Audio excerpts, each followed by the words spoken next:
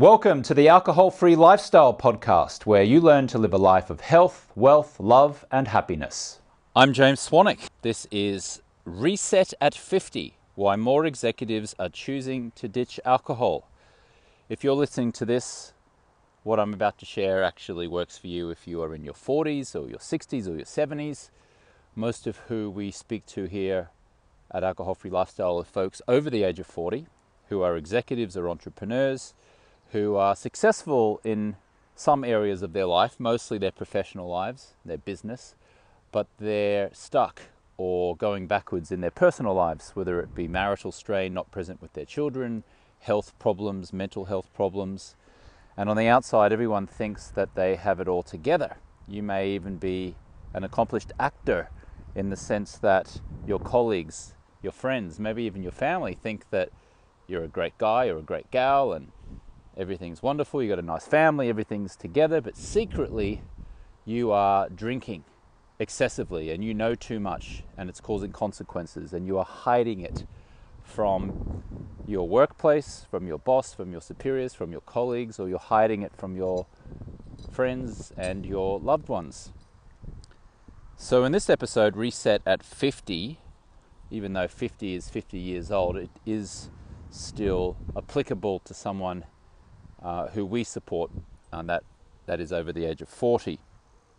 I'm going to talk about some growing trends in the alcohol-free community, some health and wellness benefits that come from cutting out alcohol, the impact on executives' professional lives because of drinking.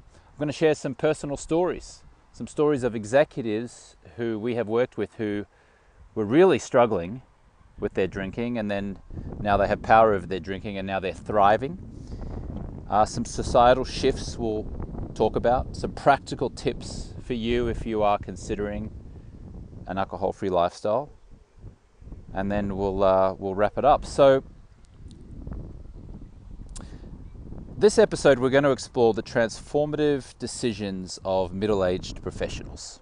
Okay, we're going to delve into why more executives are choosing to ditch alcohol. First things first, there is a worldwide trend, even irrespective of the fact that we're talking about executives here, of an alcohol-free lifestyle being on the rise, specifically being on the rise amongst professionals.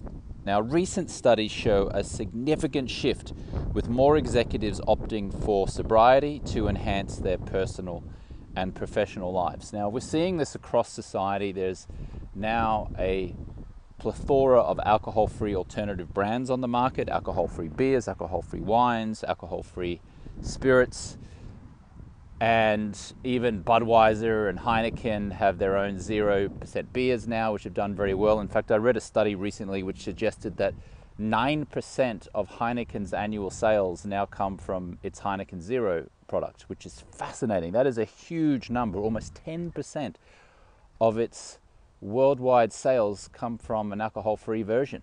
Isn't that extraordinary?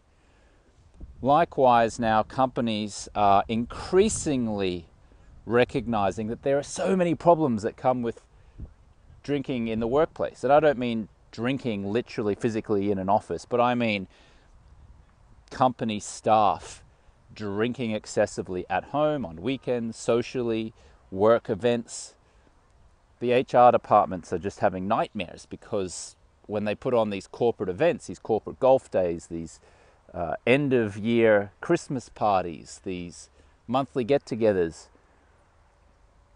often there are sexual harassment claims that come of it. Someone says the wrong thing, someone gossips, someone talks poorly of someone says something to someone that they instantly regret the following day, and there are a whole host of HR problems that come from that. And companies are now understanding that and are now looking at ways to remove alcohol from those kinds of team bonding exercises and replace them with alcohol-free bonding exercises. This whole Friday night drinks at the pub or Friday night drinks at the bar are being replaced with Saturday morning hikes or Friday afternoon / evening adventure days where they go and do team building on adventure parks which don't involve alcohol, doing ropes courses and things like that, something outside, and excursions, trips, on sightseeing trips and the like. And increasingly they're making these available in the corporate workplace as a way of replacing alcohol-fueled debacles. Because when you put team members together and you give them a whole bunch of attractively packaged poison, problems can ensue. So there is a growing trend now, there's a growing awareness in corporate America that companies, to prevent problems, must either reduce or eliminate alcohol, stop fostering it as a way to create connections between staff, and replace it with alcohol-free alternatives. Certainly in regards to the growing trends, Generation Z, is it? The most recent generation, let's call it the youngest generation, I'm pretty sure it's Generation Z. They have never drunk less. Like, they are now growing up with increased exposure to education about the detrimental effects of alcohol, and so now they are drinking in record low numbers when we compare it to previous generations. I mean, I remember being a 17-year-old and finishing high school, going to Schoolies Week on the Gold Coast, on the east coast of Australia, and it's just an absolute, well, let me just use a term that we used back then. It's just an absolute piss fest, booze fest, just drinking excessively. And that stayed with me until I was my 18th birthday party, where my parents put on alcohol, drank heavily in 19, 20, 21. But that generation now have never drunk less.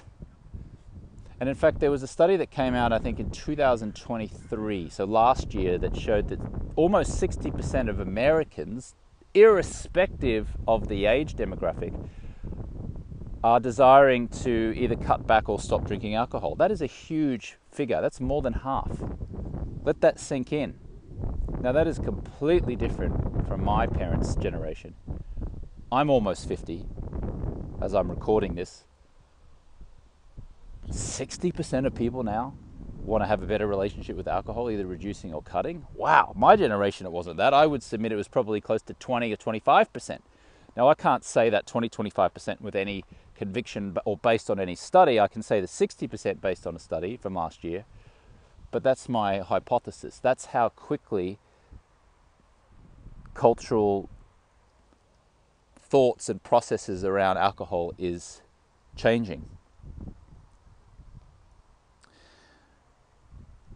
There's also increased understanding now from people, whether they're executives or not executives, that cutting out alcohol brings numerous health benefits. I mean, physically it can improve liver function and sleep quality. Mentally, it reduces anxiety and depression, and it contributes to long-term wellness. Anecdotally, certainly our clients at Alcohol Free Lifestyle share with us that or many clients have shared with us over the years, particularly women, that their hair is improved noticeably. Actually, I'll reference a gentleman by the name of Steve Wilt, who doesn't mind me using his name because we've used his name many times before, and he's been in testimonial videos, and he spoke at our annual conference in Sedona, Arizona in January of 2024.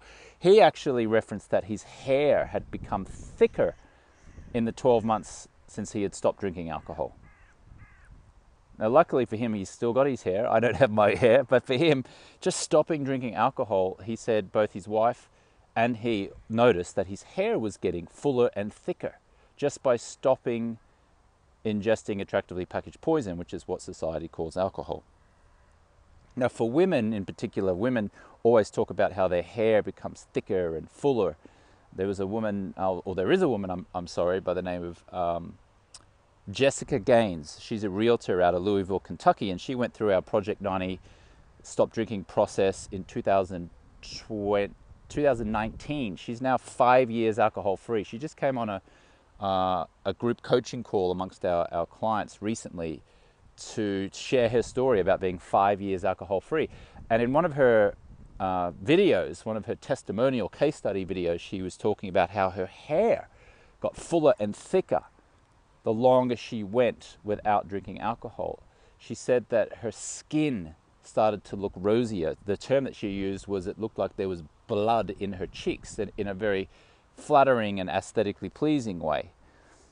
So her skin quality changed, which makes sense because our skin is our body's largest organ, and when we drink poisons and toxins, which is what alcohol is, it dehydrates our body's largest organ, which is the skin.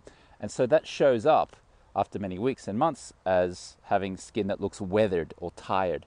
There was a study out of the UK in the late 2000s which showed that people who drank had 30% more noticeable wrinkles and crow feet around the eyes, and those who did not and stopped drinking had 30% less, or had less noticeable wrinkles and feet. They also did another study out of Denmark, I believe, where they showed some study participants random photos of human faces of people, and they said, who do you find the most attractive out of this group?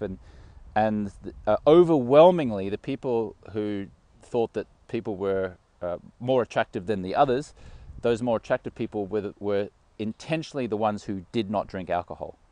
So they literally, the study organizers put a group of photos together of people who drank alcohol and people who do not drink alcohol, and then they asked these other random participants to say, right, pick who you find most attractive, and the ones that they found most attractive were the ones who did not drink alcohol. That is how much drinking alcohol can affect your looks. Just a warning, you do get better looking when you stop drinking alcohol. The professional impact, we're talking about executives here. Now, alcohol-free executives often experience increased productivity and better decision making. They navigate social settings with clarity and confidence, which positively impacts their careers. Now think about it. If you're an executive, you're listening to this, you have a boss or a management, or maybe you are the boss and you're a manager, and if you are drinking, then you are most likely operating at, as I would submit, at about a 6 out of 10 compared to your potential. Let's just say that you could consistently operate in your profession, in your job, in your role at a 9 out of 10, but because you're drinking, you know that you're operating at about a 6 out of 10. So you're leaving 33% on the table. You're not giving your all, you're just blah. You're performing in a mediocre capacity. Now, you may have been able to trick people over the years from doing the bare minimum needed. Maybe even do just a little bit more than the bare minimum, a little bit more than average, but that is still way, way short from what your potential is in terms of generating impact in your role and in your company and amongst your colleagues. When you drink a couple of drinks the night before, compromises your sleep, you wake up, you're tired, you're a little bit irritable, you go into work, you start to regret the 2 drinks, the 3 drinks you had the night before, you're tired, you do a little bit of work, you kind of got some decent energy happening in the morning, but you're really looking forward to lunch, and then you go and have your lunch. Then you're a bit tired because your food's digesting, and then the afternoon starts to roll in. You've already had 2 or 3 meetings, a couple of them were on a Zoom call, a couple of them were in a boardroom. Now you're starting to get tired again. Oh, yeah.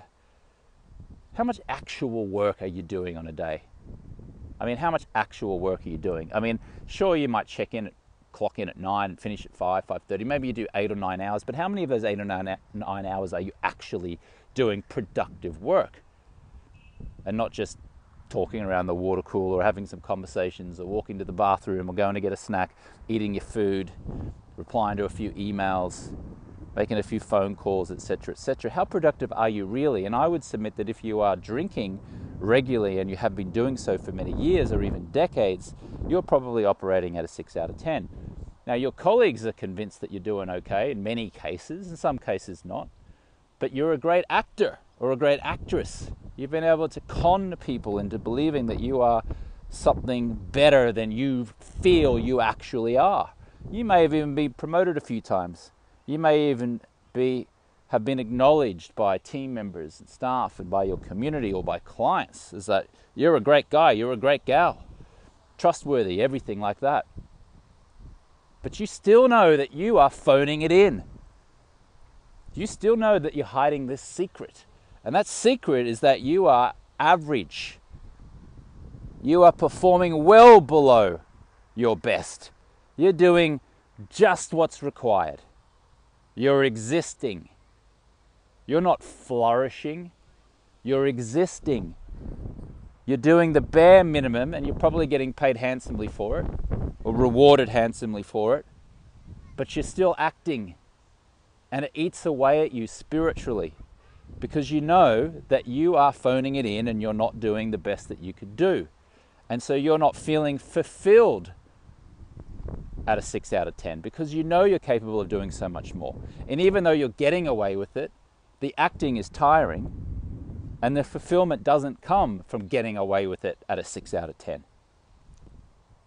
This is what I'm talking about when colleagues and friends and acquaintances think that you've got your life together because you've got a nice wife or a nice husband, you've got a couple of kids, you've got a nice house in the suburbs, you go to the corporate golf days, everyone thinks you're a good guy or a good gal. You know the truth. You know the truth. Acting is tiring, it's draining. And spiritually, you're dying each and every day. Like 1,000 cuts, death by 1,000 cuts. Drip, drip, drip. Now on the flip side of that, let's say you choose to be alcohol-free and you learn how to be alcohol-free and you learn how to consistently be alcohol-free over many months, a year, 2 years, many years. On the flip side of that, what would happen? Well, I know what would happen because we've had executive clients come through our program some years ago, and we check in with them. They're still alcohol-free. We know exactly what's happened to them. I'm about to share some of their stories. A gentleman by the name of Steve Wilt, who I just referenced before, another gentleman by the name of Evan Melcher, and a woman by the name of Lauren. I won't reveal her last name because she hasn't given me permission to reveal her last name yet. We'll just call her Lauren. They've already told me how they're doing. I'm going to tell you in just a second. But what would happen if you chose to be alcohol-free, you learn how to be alcohol-free? Well, first of all, you'd sleep much better than what you have been sleeping. And because you are better rested, you would wake up in the morning with more energy, more clarity, more focus, more energy. Your glucose levels, you would not be prone to trying to crave a sugary substance to give yourself an energy because of the poor sleep. So you might be more intentional, because you're alcohol-free, with what you eat and what you drink. Because you're not drinking alcohol, you're less likely to eat burgers and fries and chips and fried foods. Because you're now alcohol-free and feeling healthier, you're more intentional about the food that you eat. You no longer look at food as only something that you consume for taste, but something that you consume for fuel and peak performance. One of the biggest rewires in my mind was stop trying to eat food for its taste. Rather, eat food for the fuel. You wouldn't put diesel fuel into a Ferrari or Rolls Royce that took unleaded. That would destroy the car. But yet we're drinking alcohol, putting it in our body, which destroys the body. We're putting fried foods into our body, which destroys the body. So we look at food as fuel, not as something that we eat for taste. Now, of course, we can make our food tasty, but when the priority becomes we're eating certain foods for the fuel that it provides for us, to give us the best brain function, the best mental acuity, the greatest energy, the greatest strength, then we make very different nutritional choices. So I submit that if you were alcohol-free for a long time, you would become more intentional about the food that you were eating. And because of that, you would be less likely to have these big crashes throughout the afternoon where you're so tired and drained that you're looking forward to an alcoholic beverage at the end of the day so you can relax. Or you're less likely to have a muffin or a croissant or a ham and cheese toasted sandwich, or a packet of Doritos, or a Kit Kat, or a Snickers bar, or a Gatorade, or a Coca-Cola, or a Sprite, something to give you a little sugar hit. And because you're not craving that food and you're not eating that food or drinking that ridiculous amount of sugar water or poison from alcohol, and your blood glucose levels are more regulated and calm, you're less likely to have bouts of stress and anxiety and depression. You're less likely to be irritable. You're less likely to get into conflict with your colleagues or your clients. When stuff happens, let's call it bad stuff, when bad stuff happens, instead of doing what you used to do when you were drinking, which was reacting, blaming it on others, being the victim, pointing the finger, getting irritated, speaking poorly with someone who works under you, speaking poorly to someone who works over you, you now respond. Instead of reacting, you're now responding. And responding, you are now giving your actions thought. You're now thinking it through. You're now looking at this seemingly bad situation not as something bad, but as something that's just happened. The only thing that's ever happening in this world is that there's a bunch of stuff happening. And then it's up to us to decide or choose with our thoughts and our mindset whether that thing is a good thing that's happening or a bad thing that's happening. So when these things happen, you look at it through a neutral lens and you go, okay, get out of the way, I'll handle it. Step aside, I got this. Oh, really, that happened? Got it, okay.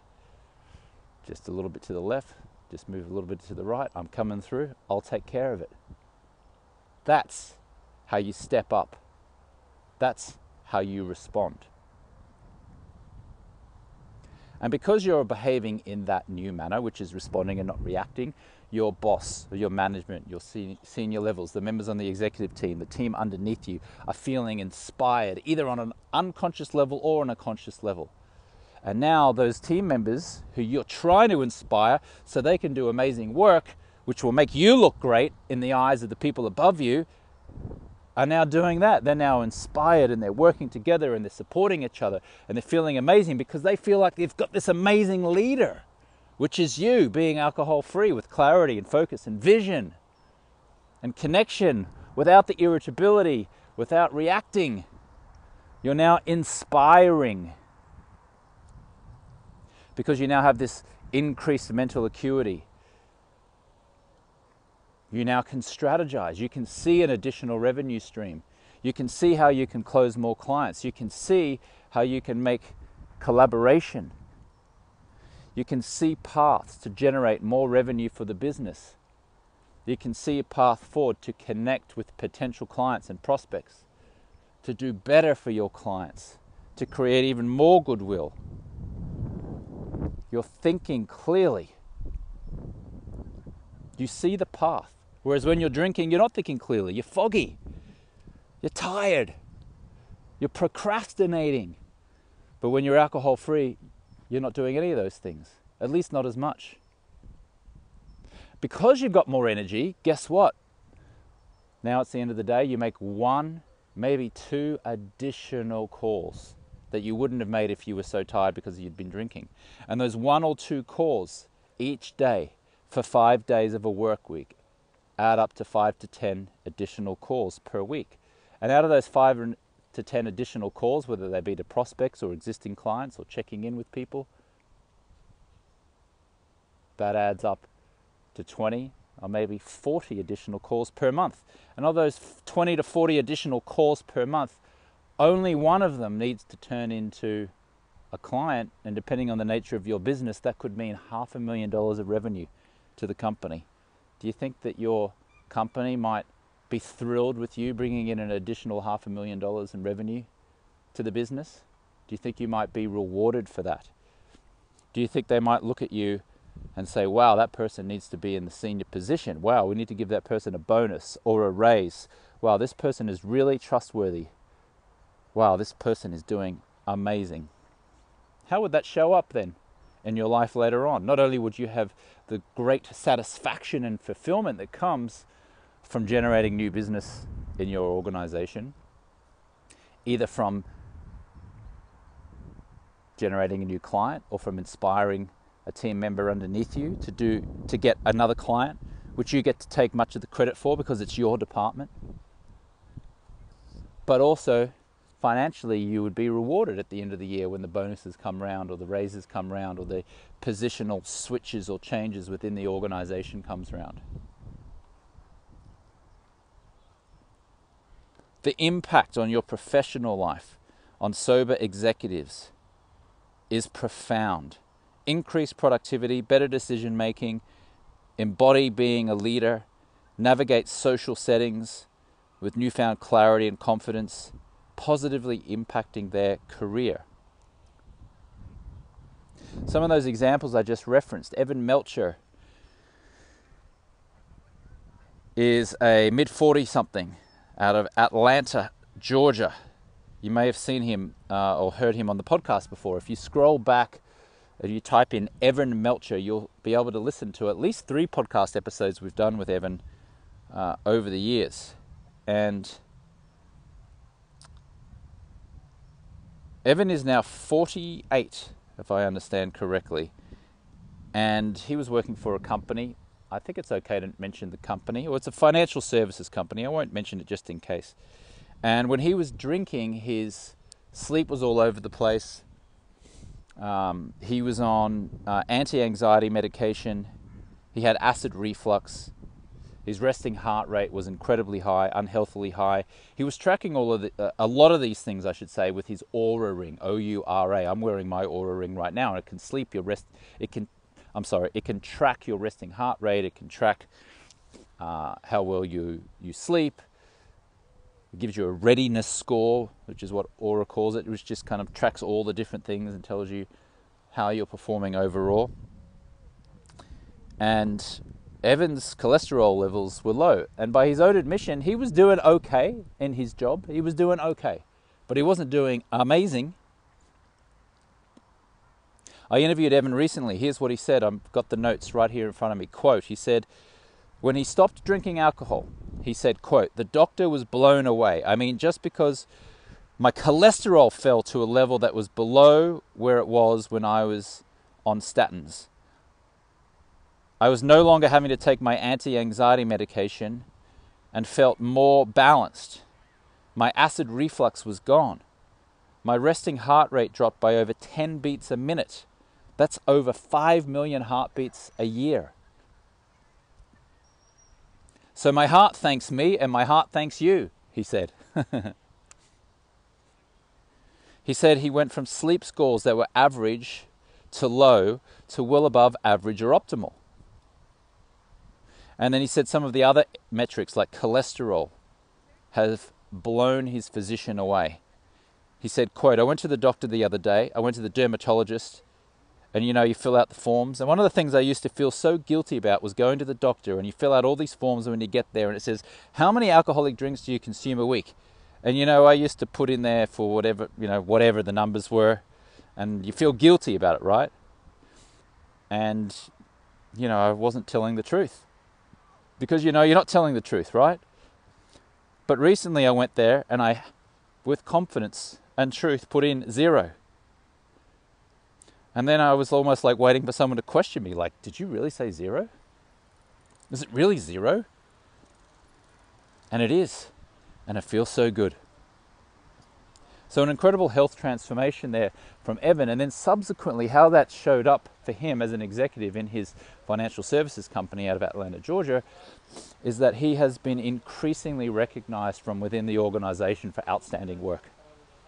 I don't know the actual name of the awards or the recognition or etc. on how he's been acknowledged there, but as he has shared with me and as one of his colleagues, who's also a client, a former client of ours and a colleague of his at that same organization, has shared with me, Evan has been increasingly recognized as an outstanding performer and has been rewarded accordingly.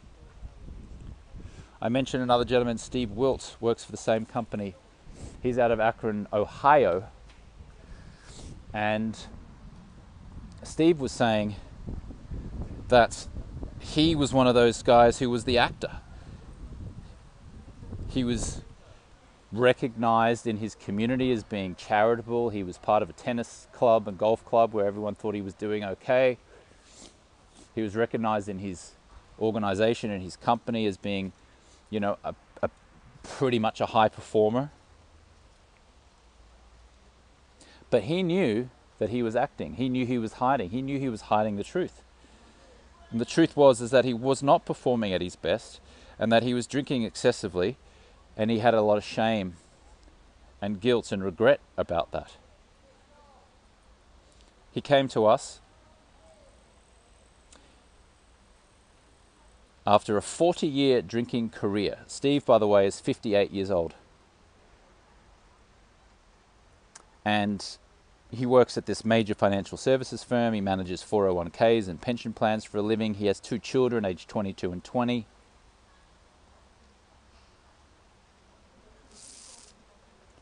And he came to us and he said, I had people over at my house. I got drunk. I woke up the next morning. I said, you did it again, Steve. His face was puffy. He was carrying unwanted pounds. His golf game wasn't as great. His tennis game wasn't as great. He was dragging himself to Saturday morning golf games because he was drinking excessively, consistently, I should say, on a Friday night.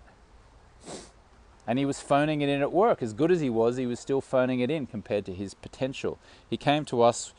We taught him a whole bunch of neuroscience around alcohol. We explained how dopamine works and serotonin works when we drink alcohol. And we explained how all the alcohol companies market their products to an unsuspecting public to try to get them to drink.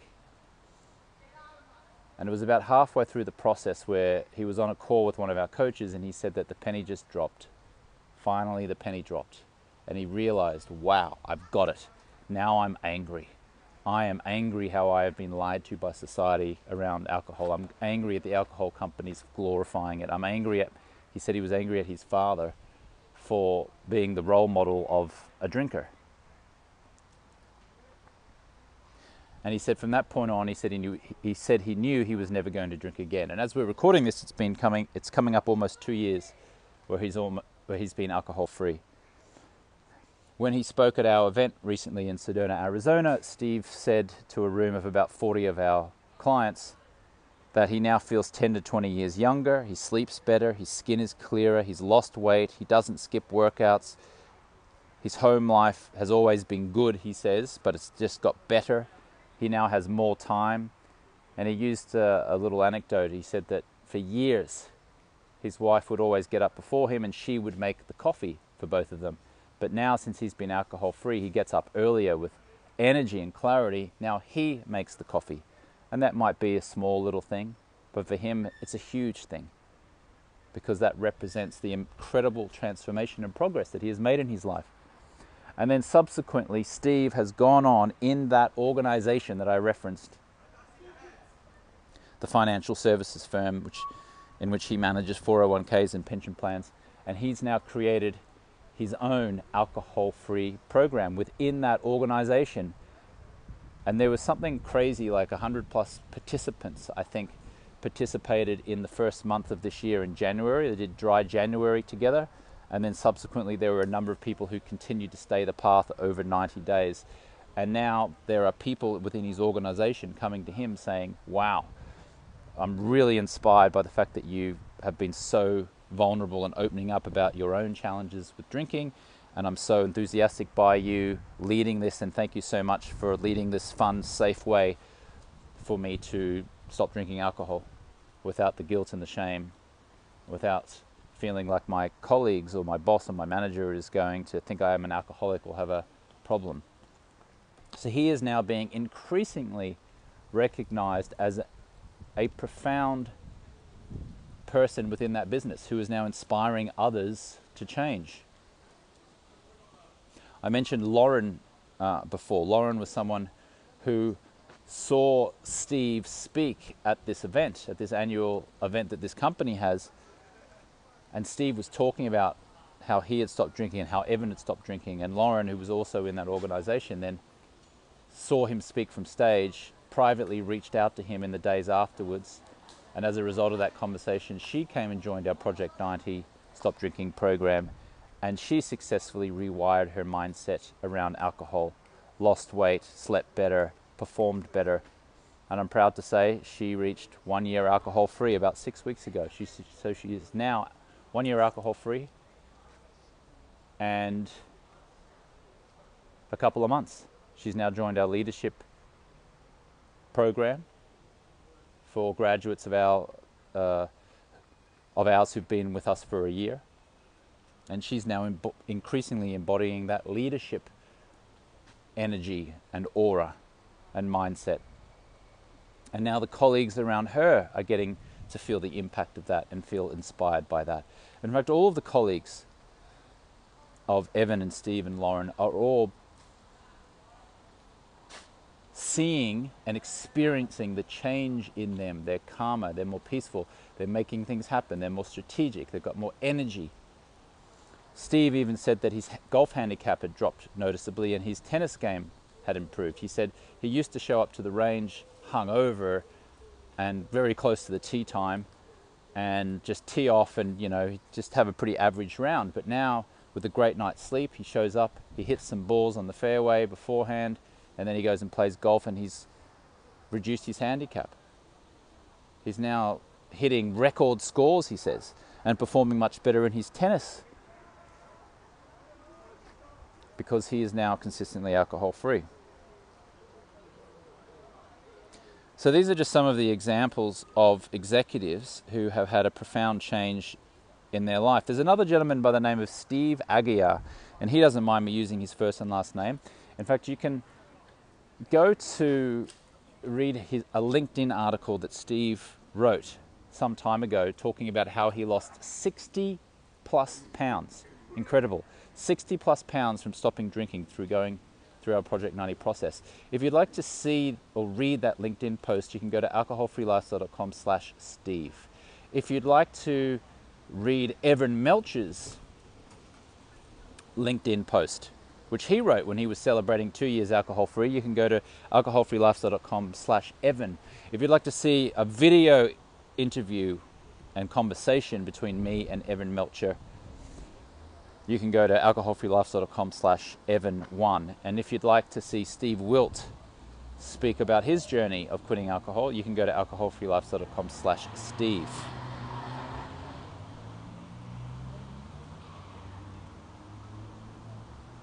Society's attitudes towards alcohol are changing. Support systems, both offline and online, are playing a crucial role in this cultural shift. There's increasing encouragement, there's increasing resources. This podcast is one of those resources. Our Alcohol Freedom Formula Guide, which is free, which walks you through and explains the process that we take our clients through, can be found at alcoholfreelifestyle.com/guide. A video explaining our process, this Project 90 process, which resulted in a 98% reduction in drinking amongst scientific study participants from the University of Washington.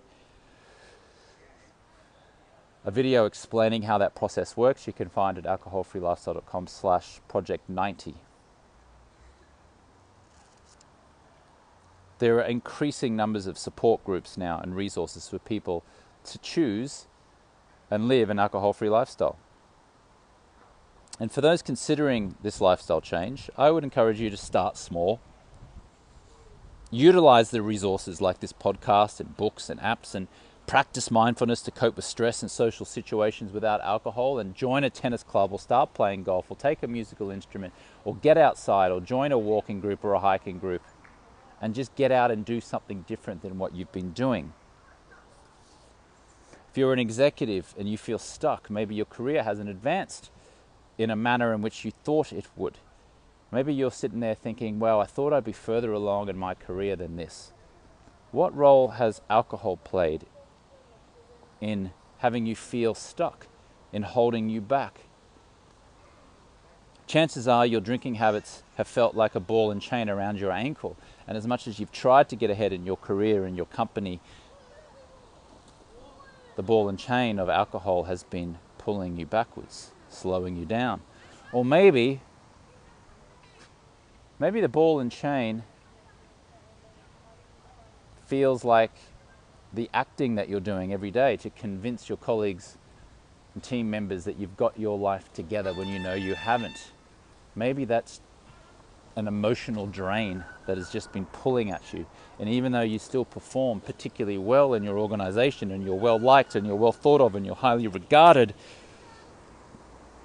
you're spiritually dying every day because you know the truth.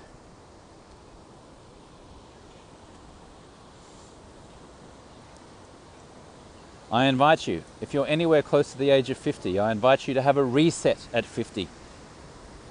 Increasing numbers of executives are choosing to ditch alcohol. Is it your turn? We are seeing a sea change, a cultural sea change.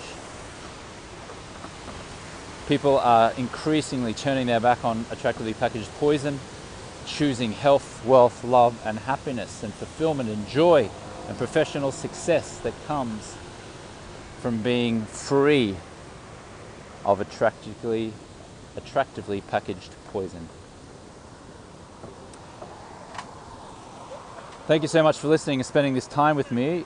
If you know an executive friend of yours who might benefit from this, please do copy the link and share it with them right now. If you'd like to send me a message on my Instagram, you can go over to @JamesSwanwick on Instagram and send me a DM that just says ready, and I will send you some details about how you can get started with us on your alcohol-free journey. There are links in the show notes down below if you'd like to click on any of the links that I referenced in this episode. You can go down there and click on those links. Thank you so much for listening. I'll catch you on the next one.